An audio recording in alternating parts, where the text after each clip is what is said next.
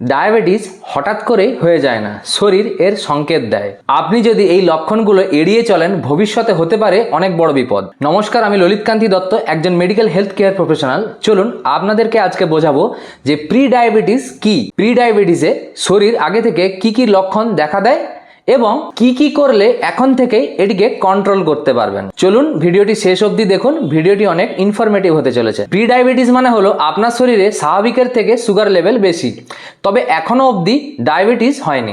এই স্টেজটাই হচ্ছে খুব গুরুত্বপূর্ণ, কারণ এই সময় যদি আপনি আপনার লাইফস্টাইল চেঞ্জ করেন তাহলে পুরোপুরিভাবে ডায়াবেটিসকে এড়ানো যাবে। তো চলুন জেনে নিন এর প্রধান 8টি লক্ষণ কি কি দেখা দেবে। প্রথম, ঘন ঘন প্রস্রাব পাওয়া। সুগার বেশি হলে শরীর অতিরিক্ত গ্লুকোজ বের করতে প্রস্রাব বাড়ায়। 2 নম্বর, অতিরিক্ত তৃষ্ণা পাওয়া। আপনার বারবার জল খেতে ইচ্ছা হবে ডিহাইড্রেশনের কারণে। 3 নম্বর, সবসময় ক্লান্তি ভাব, কারণ আপনার শরীর এই সময় ঠিকমতো এনার্জি ব্যবহার করতে পারে না। 4 নম্বর, হঠাৎ করে ওজন কমে যাওয়া। এই সময় শরীর পর্যাপ্ত পরিমাণে গ্লুকোজ না পেয়ে আমাদের শরীরের ফ্যাট ভাঙতে শুরু করে। 5 নম্বর, চোখে ঝাপসা দেখা।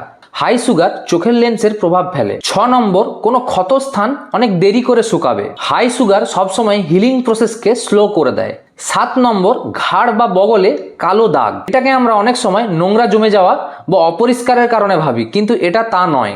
এটা একটা ইনসুলিন রেজিস্ট্যান্সের কারণে কমন সাইন হয়ে থাকে। এবং 8 নম্বর, বারবার ইনফেকশন হওয়া। আপনি লক্ষ্য করবেন আপনার বারবার স্কিন ইনফেকশন, ইউরিনারি ইনফেকশন, কিছু না কিছু একটা লেগে আছে। এবার আপনাদের জানতে হবে যে প্রি ডায়াবেটিস কেন হয়ে থাকে।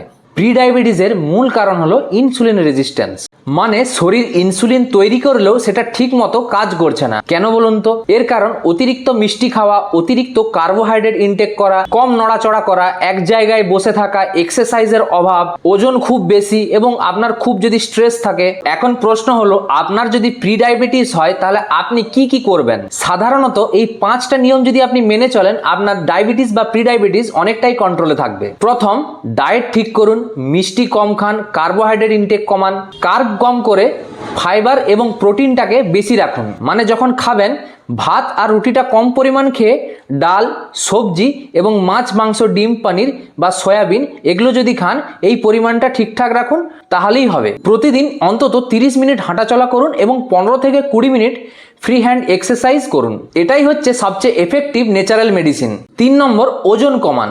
আপনার বডি ওয়েটের মাত্র 5 থেকে 7% ওজন যদি আপনি কমিয়ে ফেলেন, এই প্রবলেমগুলি অনেকটাই কমে যাবে। 4 নম্বর, পর্যাপ্ত ঘুম নিন। মাথায় রাখবেন, স্লিপ সাইকেল ঠিকঠাক না হলে সুগার কন্ট্রোল অত্যন্ত খারাপ হয়ে যায়। সর্বশেষ 5 নম্বর, নিয়মিত পরীক্ষা করুন, যেমন ফাস্টিং সুগার, HbA1c। এবার প্রশ্ন হলো, কখন ডাক্তার দেখাবেন? প্রবলেমগুলো যদি বেশি বেশি করে হয়ে থাকে তাহলে অবশ্যই ডিলে না করে ডাক্তারবাবুদের সাথে কনসাল্ট করুন। মাথায় রাখবেন, যারা এক্সারসাইজ করেন না, এক জায়গায় বসে থাকেন, যারা খুব স্মোকিং করেন, যারা অ্যালকোহল এডিক্টেড এবং যারা খুব স্ট্রেস নেন, এনাদের সুগার হওয়ার চান্স অত্যধিক বেশি।